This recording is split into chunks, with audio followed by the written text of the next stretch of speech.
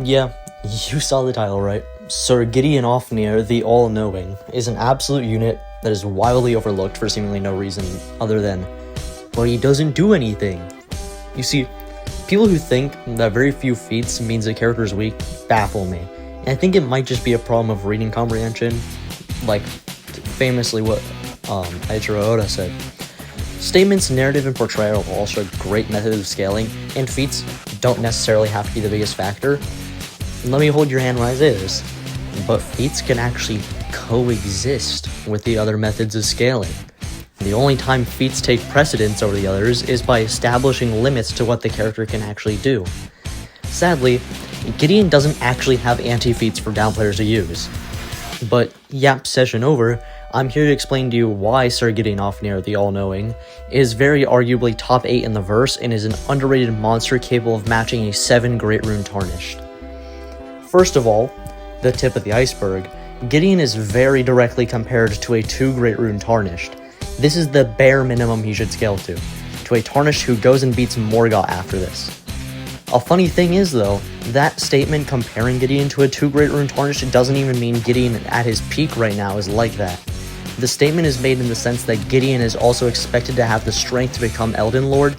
In fact, the fingers are saying this as the words of the Greater Will, which speaks volumes considering that should be a knowledge claim encompassing the strength of the top tiers of the verse. Now, you're probably asking, how does being somewhere above a 2 Great Rune Tarnished make him 7 Great Rune Tarnished level, above the likes of Goddess Melania, Godfrey, and all the base demigods? Well, I think there's a few things going for this. For one, Gideon is able to perfectly recreate Scarlet Aeonia, Mohg's Blood Flame, Rykard's Rancor, Renala's Comet Azure, can directly manipulate causality and regression, nullifying all things in the verse, and can resist most things in general, but that's just normal fodder shenanigans, right?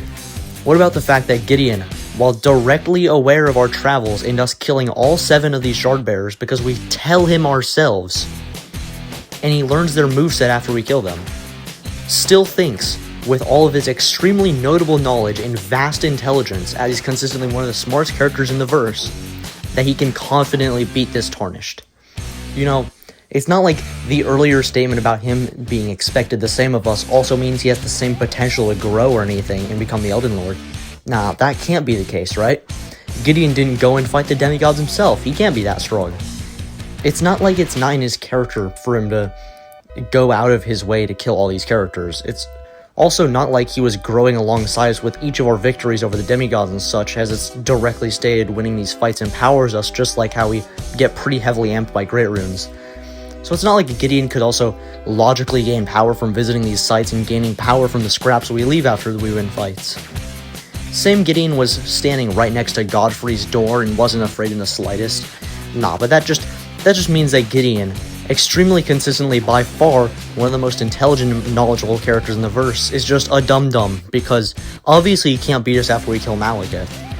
You know, it's almost like he isn't aware of the events happening on Farum Azula or the Land of Shadow, right? Because he can't even reach there, and we don't tell him the events there. Of course, he can't beat a Tarnished who got massively stronger than what he sees from a 7 Great Rune Tarnished, considering we kill all the bosses in the DLC, and clear out Farum Azula gaining Destined Death, which is also just a huge amp as it's a even greater Great Rune. But he isn't aware of that. That's not a counter-argument to his confidence when it's based on his knowledge of a Tarnished with just 7 Great Runes and clearing the base game up to just before Farum Azula. I also think he should be aware of us being above base Empyrean Miquella, considering we do tell him about the egg, and he should know we left the lands between to have Miquella's Great Rune. So the inference can be made that we did kill Miquella. He wouldn't know how strong God Miquella is, obviously, but Empyrean Miquella, I'd consider it he should be knowledgeable on. So pretty much, this guy who just so happens to be the smartest around is confident he can beat a 7 Great Rune Tarnished.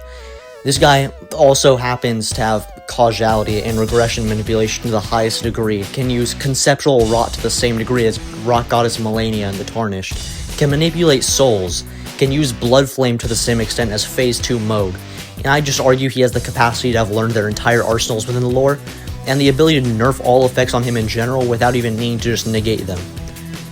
I don't know, guys. I think the Cursemonger, who the Greater Will thinks has the same potential and power as us, might be a bum, because that's totally consistent with his portrayal in fighting a Tarnished who has Destined Death, and still canonically not dying to us using Destined Death, considering, and has not been shredded apart, considering we know he has dialogue after his defeat, so we can't have, like, obliterated him, or used Destined Death to just kill him. On a serious note, though, Gideon is a beast. He fights the strongest Tarnished we see aside from the last 2 fights in the game, and has a top 5 arsenal in the verse, has plenty to back up just how powerful he is, and yet everyone thinks he's a bum? Gideon down players have to get over themselves. They think Matir, Midra, Radon, Vike, Godwin, and the weaker outer gods to be these insane top tiers. But Gideon has more going for him than all of them combined, and yet is called a fraud? At least try to make it make sense. He's a top 8 in the verse above Rakos Melania, and Snug Unrecognized Mikkel and Amped Construct Radon. Stop the downplay of the second strongest Tarnished. Have a great rest of your day, everyone.